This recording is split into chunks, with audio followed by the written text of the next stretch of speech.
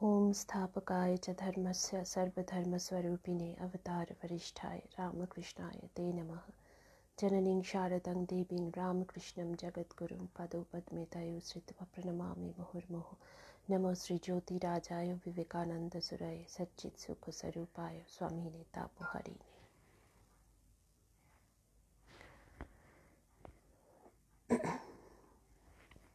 नमस्कार। आज के शनिवार সন্ধে ৮টা।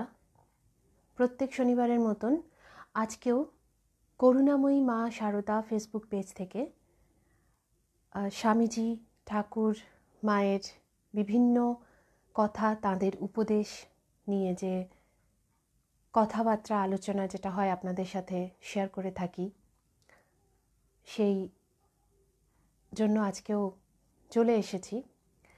গত 2 সপ্তাহ ধরে আমরা একটা বিশেষ বিষয় নিয়ে আলোচনা করছি। একটা কথা বলি, এখানে যারা রয়েছেন তাদের সকলের, যারা প্রত্যেকদিন এই অনুষ্ঠান দেখছেন, তাদের সকলের যে শুভেচ্ছা বার্তা এবং যে ভালোবাসা ঠাকুর মায়ের আশীর্বাদে আমি পাচ্ছি, তার জন্য আমি আপ্লুত। অশেষ ধন্যবাদ আপনাদেরকে। আমি যেটা বলছিলাম যে গত 2 সপ্তাহ ধরে আমরা একটা বিশেষ বিষয় আপনাদের সাথে শেয়ার করছি, আত্মার আত্মকথন। অর্থাৎ খানিকটা সেই এলাম আমি কোথা হতে, এই পৃথিবী কি করে সৃষ্টি হলো বা কিভাবে হলো, এটাই এর যে খোঁজ। তো আরেকবার বলি যে এই যে বিষয়টি নিয়ে কথা বলা বা এই বিষয়টিকে শেয়ার করা, এটা কিন্তু আমার প্রথম ভাবনা মাথায় আসে যখন স্বামী ঈশাত্যানন্দজি মহারাজের কিছু একটা সিরিজ দেখি, একটা লেকচারের সিরিজ, যেটা দেখে আমার মনে হয় যে এইরকম ওনার থেকে, এটা কিন্তু পুরোটাই ওনার থেকে আমার নেওয়া, ওনার সেই লেকচার থেকেই, এবং তার সাথে কিছু পড়াশুনো।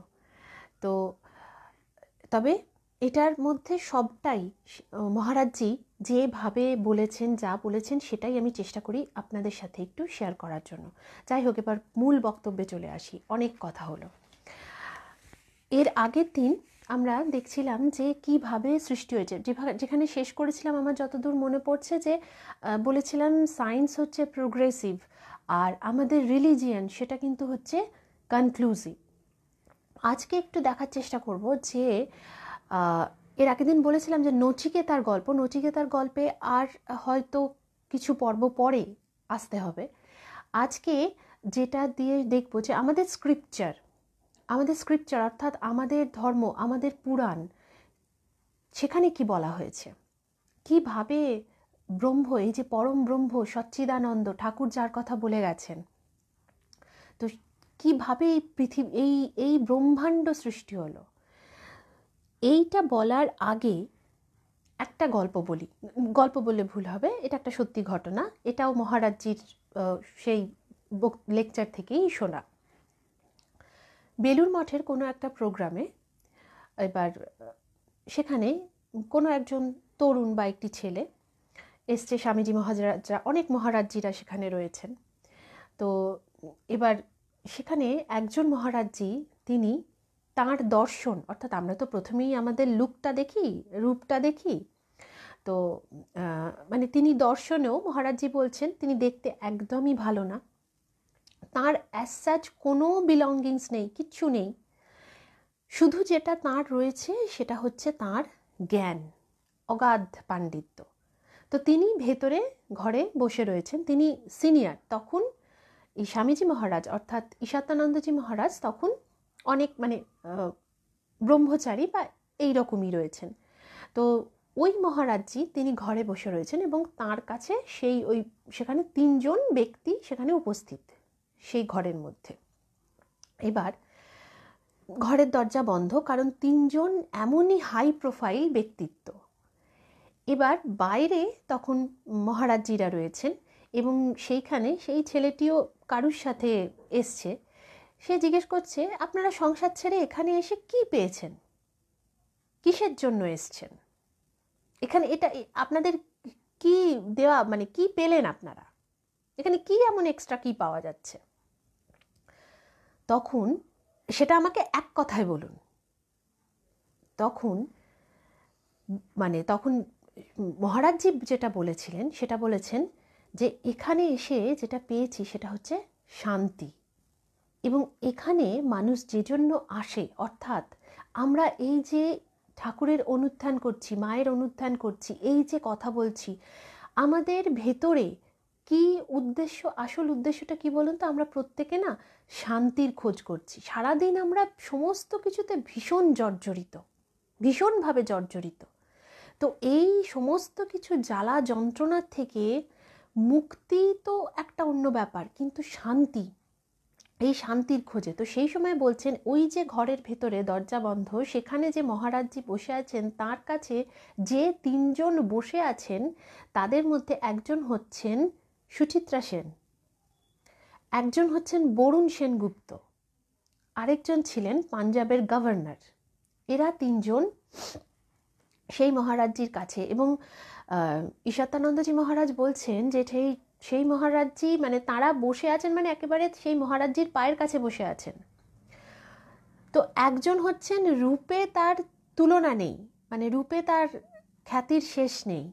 বরুণ সেনগুপ্ত এমন লেখেন, এমন লিখতেন সেই সময়ে যে অনেক বড় বড় মানুষজনকে তিনি কাঁপিয়ে দিতেন, তাকে ভয় পেতেন, মানে অনেক বড় বড় ব্যক্তিত্ব।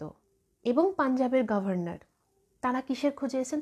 তাদের তো পয়সার অভাব নেই, তাদের তো কোনো কিছুর অভাব নেই, কিন্তু তারা কার পায়ের কাছে বসে আছেন?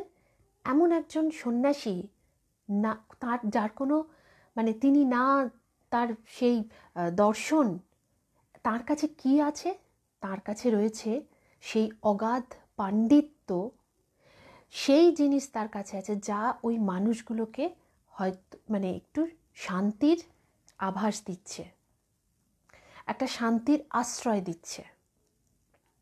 তো আমরা প্রত্যেকেই এই শান্তির খোঁজে, এবং শান্তিটা কিভাবে পাবো সেটা জানতে গেলে পরে আমাদের রুটটাকেও আমাদের জানতে হবে। আমরা ওপরে ওপরে শান্তি খুঁজলে পরে কখনো পাবো না, কারণ এত কিছুর পরেও, এত কথা বলার পরেও, এত পড়ার পরেও অনেক সময় আমরা অনেক টার্ময়েলের মধ্যে দিয়ে যাই, এবং সেই সময় নিজেদেরকে স্থির রাখা, ওই যে জ্ঞান কি, জ্ঞান হচ্ছে নিজেকে স্থির রাখা, তো সেই স্থির রাখাটা কিন্তু সম্ভব হয়ে ওঠে না। তো এটা তো বললাম যে এই ঘটনা যেটা শুনলাম সেদিন, সেটা আপনাদের সাথে শেয়ার করলাম। এবার চলে আসি আসল যে বিষয় নিয়ে আমাদের এই কদিন আপনাদের সাথে আমি কিছু বিষয় শেয়ার করছি, সেই ঘটনাতে। এবার একটি শ্লোক, যে শ্লোকটি আমরা যারা রামকৃষ্ণ মিশনের সাথে যুক্ত তাদের মধ্যে অনেকেই জানি এবং অনেকেই বলি, সেই শ্লোকটি বলবো। সেই শ্লোকের মানেও অনেকেই জানেন, তবুও সেই শ্লোকটি দিয়েই শুরু করছি। এটি বৃহদারণ্যক উপনিষদে রয়েছে এই শ্লোকটি। পূর্ণমদা পূর্ণমিদ পূর্ণাৎ পূর্ণমুদচ্যতে পূর্ণস্য পূর্ণমাদায় পূর্ণমেব অবশিষ্যতে। এর আক্ষরিক অর্থটা প্রথমে বলি। আক্ষরিক অর্থে বলা হচ্ছে সচ্চিদানন্দ পরব্রহ্ম যিনি রয়েছেন তিনি সর্বপ্রকারে পূর্ণ, সর্বপ্রকারে পূর্ণ।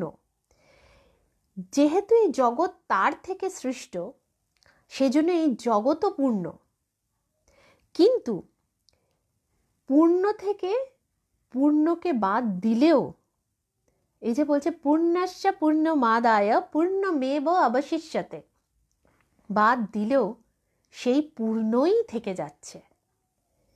এই যে শ্লোকটি, এই শ্লোকটি কিন্তু আধ্যাত্মিক জগতের একটি বিশেষ শ্লোক।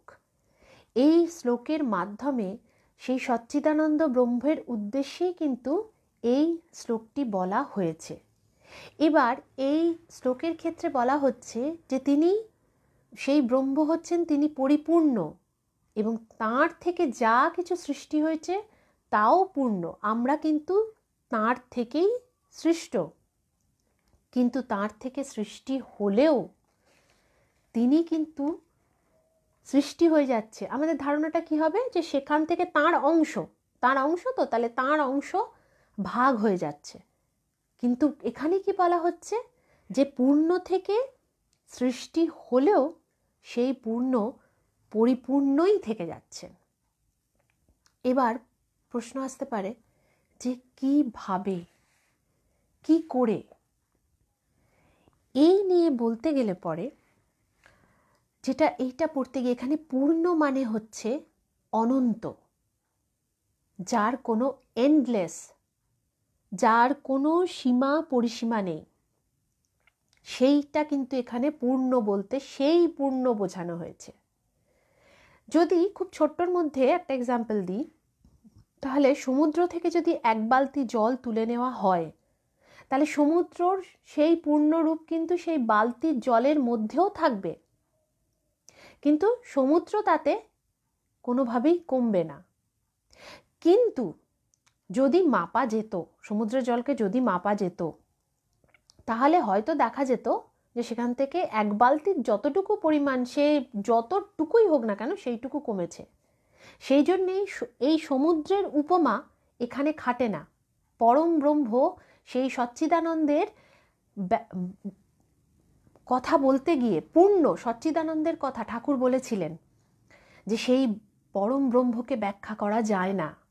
ঠাকুর তার শিষ্যদের বলেছিলেন যে আমার খুব ইচ্ছে হয় তোদেরকে বলি, যে সেই অনুভূতি তোদেরকে বলি, কিন্তু সে বলা যায় না, সেই পরম ব্রহ্মকে ব্যাখ্যা করা যায় না। ঋগ্বেদেও এর কথা রয়েছে, সেই কথায় পরে আসছি। আগে বলি, এই যে পূর্ণ, এর জন্য একটু অঙ্কেতে চলে যাই।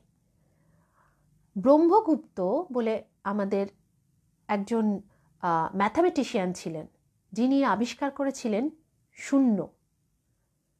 পৃথিবীকে মানে বিশ্বকে শূন্যর সাথে ইন্ট্রোডাকশন করিয়েছে কিন্তু ভারত।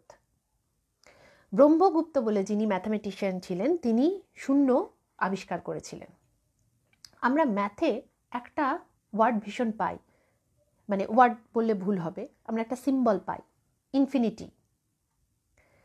এবার দেখুন, ইনফিনিটি ওয়ার্ডটার সাথে মোটামুটি আমরা সবাই পরিচিত। অনেক সময় ফর্মুলা কষতে গিয়ে বা উত্তর আসতে গেলে পরে আমরা ইনফিনিটি একটা সাইন দিতাম, ঠিক যেন মনে হতো কীরকম 8, নিউমেরিক্যাল 8কে যদি ভার্টিক্যালি না লিখে হরাইজেন্টালি লিখে দিই, তাহলে খানিকটা ওই ইনফিনিটি সাইনটা, যদিও সামনের দিকের মুখটা একটু ফাঁক থাকতো, কিন্তু ওইটাই হচ্ছে সাইনটা। এবার চিন্তা করে দেখুন, ইনফিনিটি মানে কি? ইনফিনিটি মানে ম্যাথ বলছে যে সামথিং দ্যাট ইজ এন্ডলেস,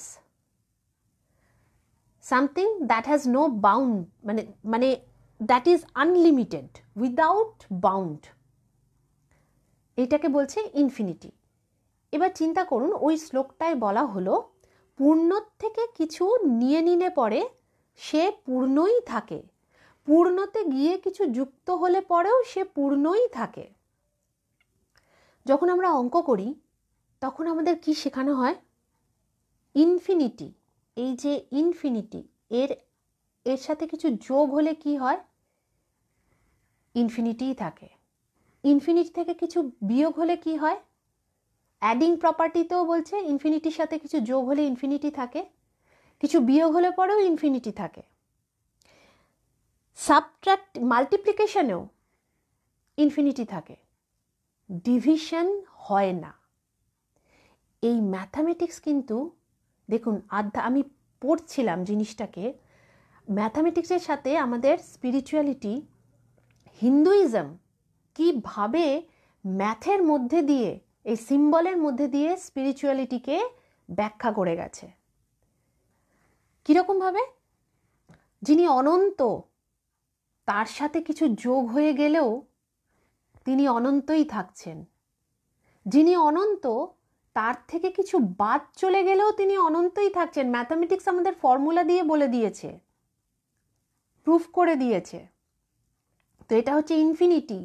তার সাথে কিছু মাইনাস হয়ে গেলেও কিন্তু ইনফিনিটি ইনফিনিটিই থাকছে, এটা কেউ বলছে না, এটা অঙ্ক প্রমাণ করে দিয়েছে সায়েন্স। আমরা যে সায়েন্স মানি না, যে সায়েন্স যুক্তি দিয়ে তর্ক দিয়ে, সায়েন্স বলে দিয়েছে মাল্টিপ্লিকেশন ইনফিনিটি ইনফিনিটি, যিনি অনন্ত, যিনি পূর্ণ ব্রহ্ম, তার সাথে কিছু যোগ হোক, বিয়োগ হোক, গুণ হোক, ইনফিনিটি তিনিই থেকে যাচ্ছেন, সেই সেই সচ্চিদানন্দ পরম ব্রহ্ম তিনিই থেকে যাচ্ছেন। কিন্তু ডিভিশন হয় না, ভাগ হয় না। কেন ভাগ হয় না? অঙ্ক বলছে, ম্যাথ বলছে ইনফিনিটি ডিভিশন হয় না। 2কে ইনফিনিটি দিয়ে ভাগ করা যায় না, 1কে ইনফিনিটি দিয়ে ভাগ করা যায় না, 1000কে ইনফিনিটি দিয়ে ভাগ করা যায় না। কারণ ইনফিনিটি হচ্ছে অনন্ত, বিশাল, তার থেকে যেই হোক না কেন সেই ছোট, এটা ম্যাথ বলছে। তো সেই জন্য ভাগ করা যায় না। আর আমরা যদি স্পিরিচুয়াল দিক থেকে ভাবি, সেই পরম ব্রহ্মের কোনো ভাগ হয় না। কেন ভাগ হয় না? কারণ তিনিই তো সর্বত্র, তিনিই তো সবটা, সবখানেই তিনি, কাজে সেখানে ভাগটা কার হবে? তিনি তো ভাগ হবেন না। কারণ যদি সর্বত্র যদি সেই একই জিনিসটা থাকে, তাহলে কিসের ভাগ, কোথায় ভাগ? এই হচ্ছেন, এই যে পূর্ণতা বোঝাতে গিয়ে এই অনন্ত বলা হচ্ছে যে যদি সবচেয়ে ফাস্ট কোনো একটা আমরা মহাকাশযানে যদি ট্রাভেল করা হয়, স্টিল আমরা ব্রহ্মাণ্ডের শেষে গিয়ে মানে এন্ড পাবই না, কোনো এন্ড নেই, অন্তহীন। সেই অনন্ত, সেই হচ্ছেন, তিনি হচ্ছেন পরম ব্রহ্ম। আমরা এটা ভাবতেই পারবো না, আমরা এটা চিন্তা করতেই পারবো না। কিন্তু যেহেতু আমরা মানুষ, আমরা সবসময় ভাবি যুক্তি তর্ক, লজিক্যাল, হ্যান ত্যান। তো এই যে আমাদের যে ম্যাথামেটিক্স, ম্যাথ, সেই বলে দিচ্ছে যে ইনফিনিটি যোগ করো, ভাগ করো, গুণ করো, সেই অনন্ত অনন্তই থেকে যাবে, তার কোনো পরিবর্তন হবে না। এটাই বুঝতে যাচ্ছে, কোনো চেঞ্জ নেই, তার কোনো চেঞ্জ নেই, সেখানে কোনো পরিবর্তন হবে না। আর শূন্য, শূন্য যে আবিষ্কার হয়েছিল, গোল, অন্য সমস্ত সংখ্যা অনেক রকমের, গোল মানে এটা রাউন্ড, এর কোথাও ফাঁক নেই, এর থেকে কোনো কিছু বেরিয়ে যাচ্ছে না, এ নিজে পরিপূর্ণ। বলা হচ্ছে যে এই যে শূন্যের মাধ্যমে যে নির্গুণ ব্রহ্ম, সেই ব্রহ্মকে ডিনোট করা হচ্ছে। এই শূন্য দিয়ে শুরু, দেখুন আমাদের আমাদের মানে শুরু হচ্ছে কি করে, আমাদের যে সংখ্যা, সে শুরু হচ্ছে কি করে, শূন্য থেকে শুরু হচ্ছে, অর্থাৎ সেই নির্গুণ ব্রহ্ম থেকে শুরু হচ্ছে। শেষ হচ্ছে 9 গিয়ে 10-11কে ধরবো না, তারপরে যা যা আসছে সেটা তো হচ্ছে পারমুটেশন কম্বিনেশন, এই 0 থেকে 9 পর্যন্তকে নিয়ে। সেই জন্য ওগুলোর কিন্তু সেইভাবে নেই, ওগুলো তৈরি করা হয়েছে।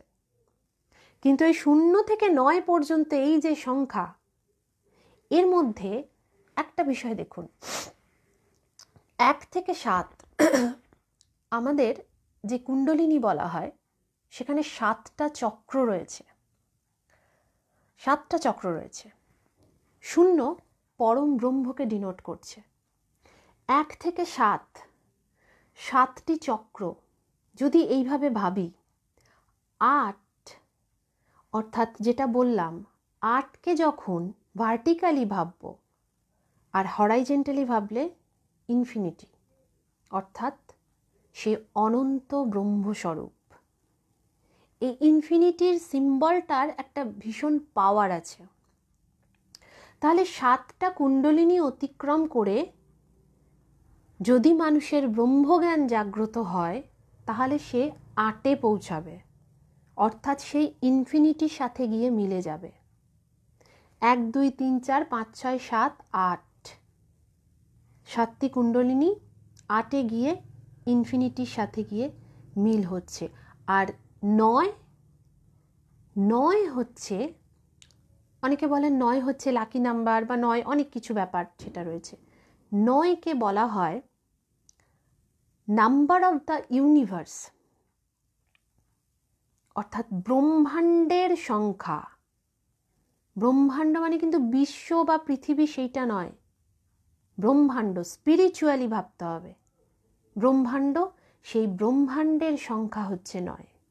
শূন্য, নির্গুণ ব্রহ্ম, 1 2 3 4, যেখানে একজন মানুষের মধ্যে যে 7টি চক্র, সেই 7টি চক্রকে যে জাগ্রত করে পার করতে পারছে, সেই 7টা চক্র 7টা ফুলের মতন হয়ে যখন ফুটে উঠছে, তারপরে গিয়ে তার কার সাথে মিলন হচ্ছে? তার মিলন হচ্ছে সেই পরম ব্রহ্মের সাথে, সেই ইনফিনিটির সাথে তার মিলন হচ্ছে। এবং তারপরেই রয়েছে যে 9 যে সংখ্যা, যাকে বলা হয়েছে, সেই হচ্ছে ব্রহ্মাণ্ডের সংখ্যা, 9ম 9। তো এই যে কথাগুলো বললাম, এটা কিন্তু ইনফিনিটি জিনিসটা কি? কারণ পূর্ণ প্রথমে পড়ে মনে হবে, বা প্রথমে যে পূর্ণ, তো সে তো পূর্ণ, সেখান থেকে নিলে তো সে কমতে থাকবে। কি করে পূর্ণ কমছে না? কি করে পূর্ণ কমছে না সেটা আমাদের অঙ্ক দেখিয়ে দিচ্ছে। কেন ইনফিনিটি? অনন্ত, এন্ডলেস। ম্যাথ বলে দিচ্ছে এন্ডলেস, এর কোনো শেষ নেই। তো সেই জন্যেই কমছে না। এই যে বৃহদারণ্যক উপনিষদের এই যে শ্লোক, এর আগে, মানে এটা তো শুরু বললাম, কিন্তু এর সাথে আরেকটা কথা বলতে হবে। ঋগ্বেদ, আমাদের যে 4টি বেদ, ঋক, সাম, যজুর, অথর্ব, এই যে 4টি বেদ, এর মধ্যে ঋগ্বেদ হচ্ছে সবচেয়ে পুরনো। এই ঋগ্বেদের যে সংস্কৃত ভাষা, সেই সংস্কৃত ভাষাও এই সংস্কৃতের মধ্যেও আবার পুরনো।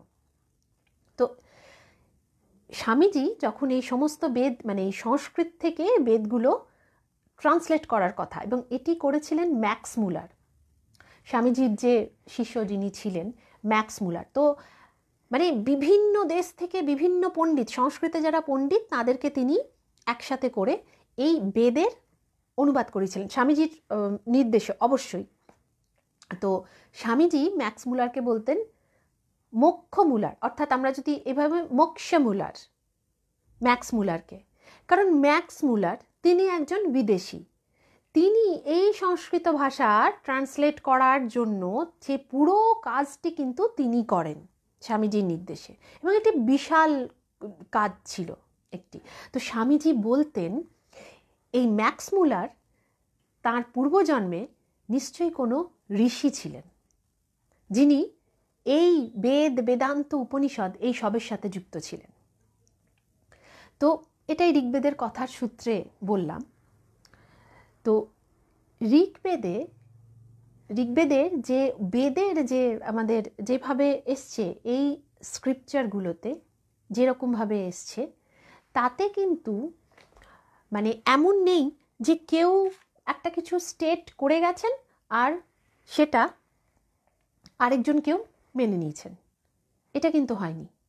এখানে দেখা যাচ্ছে যে কেউ একজন কোনো একটা স্টেটমেন্ট দিয়েছেন, সাথে সাথে কিন্তু ছাত্ররা প্রশ্ন করছেন এটা কি করে হলো, বা ওটা কি করে হলো, বা এটা কি কোত্থেকে এলো। তো ঋগ্বেদে বলা হয়েছে যে কিভাবে শুরু হলো, যখন প্রশ্ন হচ্ছে যে কোত্থেকে এলাম বা কিভাবে এই ব্রহ্মাণ্ড সৃষ্টি হলো, তখন উত্তর দিচ্ছেন কোনো কিছু, মানে কিছু না থেকে, দেয়ার ওয়াজ নাথিং। কিসের থেকে সৃষ্টি হয়েছে? বলছে কিছু না থেকে। কিছুর থেকে তো হবে, মানে কিছু একটা সৃষ্টি হলে পরে সেখানে তো কিছু থাকতে হবে। তখন ঋগ্বেদে উত্তর দেওয়া হচ্ছে কিছু না থেকে কিছু হয়েছে। তো এইটার সূত্রে আরেকটা গল্প বলি। আলেকজান্ডার যখন এসছিলেন ভারতে, তখন এখানে একজন সাধুর সাথে তার দেখা হয়। সেই সাধু প্রায় নগ্ন একজন সাধু, তিনি বসে রয়েছেন, তার ধ্যানে বসে রয়েছেন আর কি। তখন আলেকজান্ডার তাকে গিয়ে জিজ্ঞেস করেছেন যে আপনি এখানে কি করছেন? তখন সে সাধু বলেছিলেন, মানে তিনি সংস্কৃতে উত্তর করেছিলেন, বা এটি যা তার কাছে আলেকজান্ডারের কাছে ট্রান্সলেট করা হয় বা যেইভাবে, অ্যাকচুয়ালি এটা যখন লেখা হচ্ছে তখন বলা হচ্ছে তিনি যেটা বলেছিলেন তার ইংলিশ অনুবাদ করলে দাঁড়ায় এক্সপিরিয়েন্সিং নাথিং, অর্থাৎ আমি যা নেই তাকে অনুভব করছি, বাংলা মানে বললে তাই দাঁড়ায়। কিন্তু যা নেই বললে এখানে ভুল হবে। এক্সপিরিয়েন্সিং নাথিং কথাটা বলার অর্থ হচ্ছে ঠিক যেমন ঋগ্বেদে বলা হয়েছে কিছু নায়ের থেকে সৃষ্টি হয়েছে। কিছু না কেন? কিছু না এই জন্য যা আছে, যার থেকে সৃষ্টি হয়েছে তাকে ব্যাখ্যা করার ক্ষমতা নেই, সেই জন্য বলা হয়েছে কিছু না থেকে। ওই যে এক্সপিরিয়েন্সিং নাথিং, অর্থাৎ কোন জিনিসটাকে বলা যেতে পারে যে এটা এই রকম।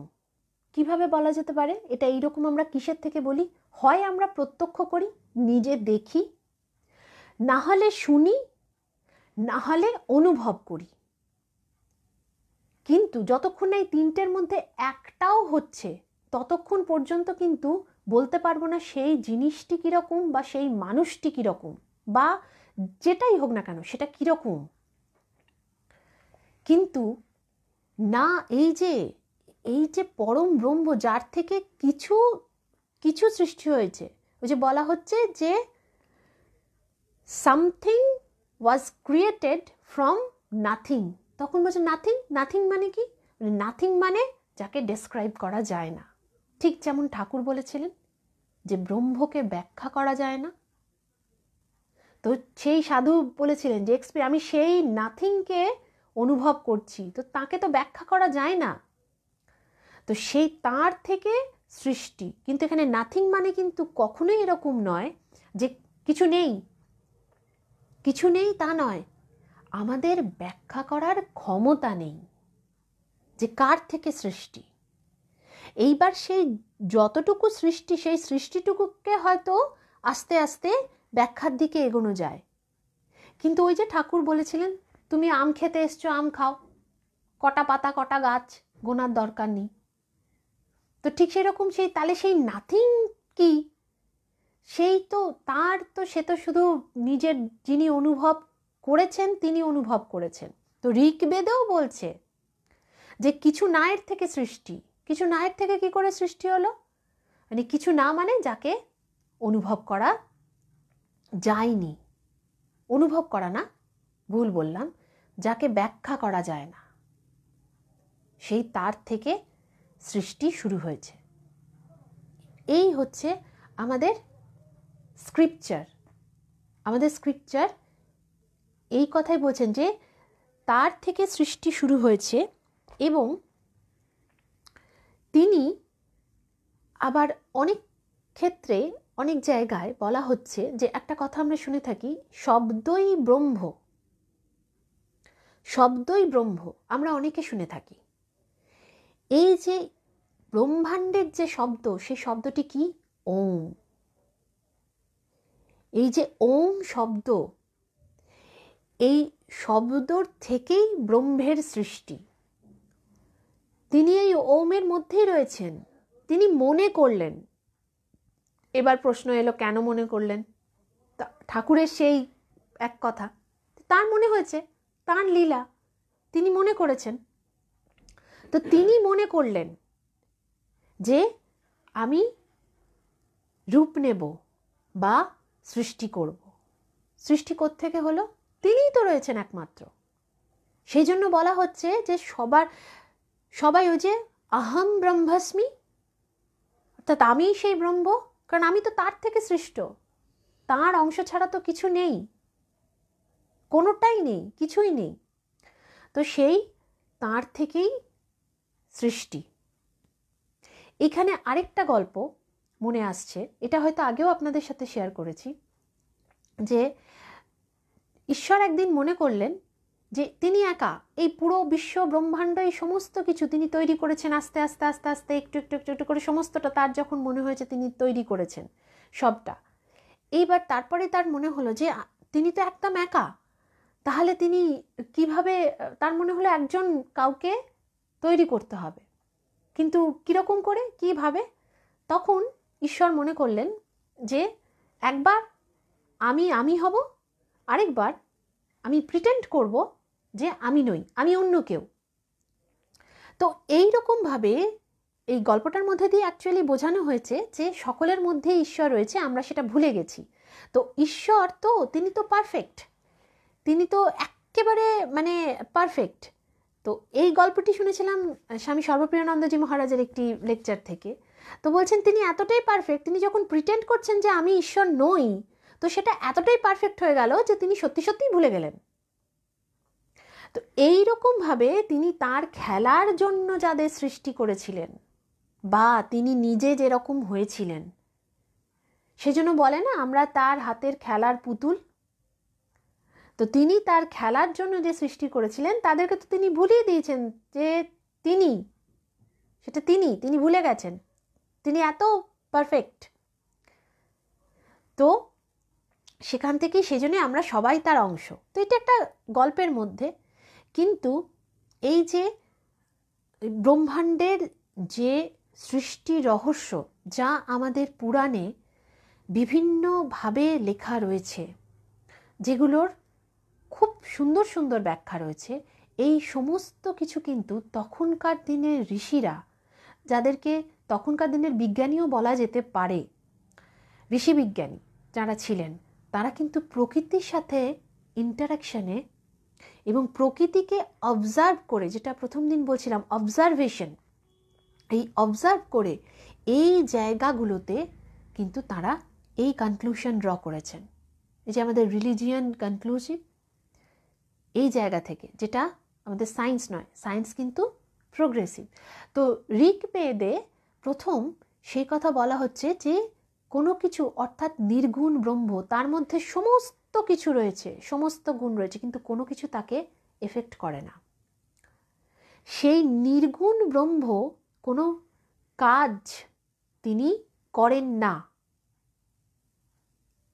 সেখান থেকে, সেই জায়গা থেকে যে নাথিং বলা হচ্ছে, সেইখান থেকে সৃষ্টি হলো আস্তে আস্তে এই সমস্তটা, সমস্ত কিছু। এবং এর প্রত্যেকটা, এই সমস্ত কিছু তাঁরই অংশ। এরপরে এই ঋগ্বেদ, এখানে বিভিন্ন যে ছাত্রদের যে প্রশ্ন আসছে যে এই যে তৈরি হলো, কি থেকে তৈরি হলো, মেটেরিয়াল কি? কারণ ছাত্ররা তখন দেখছে তখনকার দিনে কি হতো, কাঠে সব কিছু, ফরেস্টের থেকে কাঠে সমস্তটা সব কিছু তৈরি হতো। তো সংস্কৃতে প্রশ্ন হচ্ছে, তো বলছে এই যে আমাদের যে এখন যেমন কাঠ দিয়ে সমস্ত কিছু তৈরি হচ্ছে, আমাদের এখন যা কিছু রয়েছে, তাহলে সেই সময় কি এরকম কোনো ফরেস্ট ছিল, এরকম কোনো জঙ্গল ছিল যেখান থেকে কাঠ এনে, মানে এটা প্রশ্ন, এভাবে ঋগ্বেদে বলা হয়েছে যে যেখান থেকে যে মেটেরিয়ালটা কি, যে এইটা যে তৈরি হলো, এই সমস্ত কিছুতে তৈরি হলো, এই যে বিশ্ব ব্রহ্মাণ্ড সবটা, এই সমস্ত কিছু। তখন যিনি উত্তর দিচ্ছেন তিনি বলছেন এই যে গ্রহ নক্ষত্র, এই যে পৃথিবী, এই যা কিছু হলো, এই সমস্ত কিছুই কিন্তু সৃষ্টি হলো সেই নাথিং থেকে, এবং তার মধ্যে যা আছে তাই এই সবের মধ্যে রয়েছে। ঠিক যেমন প্রথমেই বলেছিলাম যে ওই জল, সমুদ্রের জল থেকে বালতির জলের মধ্যেও কিন্তু সেই সমুদ্রের জলের যা গুণ, সেই গুণই রয়েছে। তো সেইভাবে তার থেকেই সমস্ত কিছু সৃষ্টি। আমি একটা জিনিস চিন্তা করছিলাম যে এই যে আমরা ব্ল্যাক হোল, এই যে মনে করি কৃষ্ণ গহ্বর, ব্যাখ্যা সেইভাবে কিন্তু, মানে যদি সেইভাবে চিন্তা করি, দেখুন আমাদের রিলিজিয়ান কিন্তু পড়তে পড়তে যেটা মনে হচ্ছে যে সেই সময়ই এই কৃষ্ণ গহ্বরকে ব্যাখ্যা করে দেয়া হয়েছে আমাদের বেদান্তে। তার ব্যাখ্যার ধরন অন্যরকম। এখন যেটা হইচই করে সায়েন্স বলে ব্যাখ্যা করা হচ্ছে, তারা কিন্তু সেই সময়ই সেটা বুঝেছিলেন। কিন্তু এমনভাবে করে গেছিলেন যাতে সব মানুষের বোঝার উপযোগী হয় বা সব মানুষ সেটাকে নিতে পারে। কিন্তু যা আমরা মনে করছি, স্বামীজি যেমন বলে গেছিলেন যে সব কিছুই বর্তমান, এবং সেটা আমাদের আগেকার মুনি ঋষিরা তারা সেটাকে রিয়েলাইজ করে গেছেন, প্রত্যক্ষ করে গেছেন। প্রত্যক্ষ করার থেকে হয়তো রিয়েলাইজ করে গেছেন। সেগুলোকে আমরা আজকে আবার আরেকবার নতুন নতুনভাবে আবিষ্কার করে হয়তো ভাবছি আমরা অনেক কিছু নতুন জিনিস আবিষ্কার করে ফেললাম। কিন্তু যে কথাটা আমি বারবার হয়তো প্রত্যেকটা এপিসোডেই বলে থাকি, যে আমরা যদি সত্যি পড়তে পারতাম আমাদের স্ক্রিপচারগুলো, তাহলে হয়তো আমরা বুঝতে পারতাম এই সবটাই ছিল, হিন্দুইজম এই সবটাই বলে গেছিল, কিন্তু কালের গহ্বরে সেগুলো হারিয়ে গেছে, আমরা সেগুলোকে জানি না। এটা মানে আনফর্চুনেট যে আমরা সেগুলো জানতে পারছি না। তার জন্য হয়তো অনেক রকম অনেক কিছুই কারণ থাকতে পারে, কিন্তু মেন ব্যাপারটা হচ্ছে আমরা সেগুলো জানতে পারছি না। কিন্তু যতটুকু আমরা পড়তে পারছি, স্বামীজি আমাদের যেটুকু বলে দিয়ে গেছেন, যেটুকু বুঝিয়ে দিয়ে গেছেন, যেটুকু ওনার মাধ্যমে আমরা পাচ্ছি, সেটাই অনেক। এবং সেইটার হাত ধরে যতটা এগোনো যায়, যতটুকু এগোনো যায়, যদি আমরা এগোই তাহলে কিন্তু দেখতে পাবো যে আমাদের সব কিছুই ছিল। সেই সময় ঋষি মুনিরা সবটাই বলে গেছিলেন, কিন্তু সেটা আমাদের নলেজে এখন নেই। তাহলে আজকে বৃহদারণ্যক উপনিষদ আর ঋগ্বেদ কিভাবে পরম ব্রহ্মকে ব্যাখ্যা করেছেন, সেই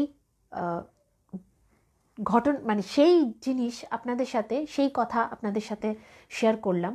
এটা এমন জিনিস যে একটা খুব মানে একটা ছোট্ট বিষয়কে বলতে গেলে পরও, এক্সপ্রেস করতে গেলে পরও যেন মানে অনেকটা সময়ের প্রয়োজন হয়। এই ঋগ্বেদেরই কিছু অংশ এবং আরও কিছু স্ক্রিপচার এবং তার সাথে আমাদের ফিলোসফি, মানে দুরকমভাবে আছে। আমাদের হিন্দু ধর্মকে বা এই সৃষ্টিকে, পরম ব্রহ্মকে ফিলোসফি ব্যাখ্যা করেছে এবং তার সাথে আমাদের স্ক্রিপচার ব্যাখ্যা করেছে। এর পরের দিন চেষ্টা করব স্ক্রিপচার তার সাথে ফিলোসফি কিভাবে ব্যাখ্যা করেছে সেটা আপনাদের সাথে শেয়ার করার। সবাই ভালো থাকবেন, সুস্থ থাকবেন, ঠাকুরমার আশীর্বাদ সবার উপরে থাকুক। নমস্কার।